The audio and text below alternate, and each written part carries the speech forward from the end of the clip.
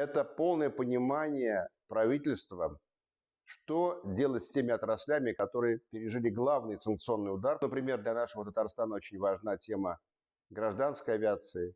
И премьер указал на то, что в ближайшее время уровень локализации, то есть переход на полностью отечественные комплектующие, отечественные двигатели, будет приближаться к 90%, что будет решать вопрос независимости от поставок из недружественных стран из-за рубежа. Задача теперь заключается в том, чтобы добиться, несмотря на оставшиеся и продолжающиеся санкции, роста в тех отраслях, которые могут стать новыми драйверами российской экономики.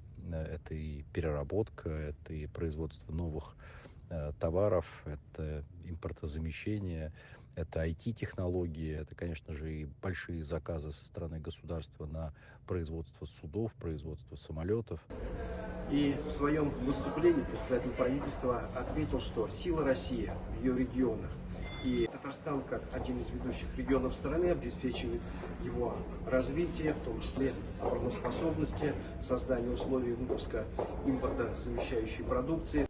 Михаил Владимирович сегодня анонсировал производство легких транспортных средств в особенной экономической зоне Алабуга, Республика Татарстан. Конечно же, у Республики Татарстан большой опыт в машиностроении. Мы производим и КАМАЗы, и вертолеты, и самолеты.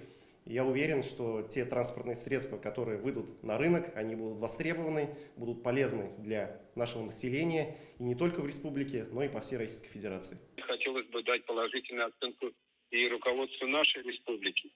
В Татарстане сегодня, вы посмотрите, невзирая ни на что, сохранили промышленность. Невзирая ни на что, развивается сельское хозяйство. Да? Сегодня значительное количество отремонтированных школ.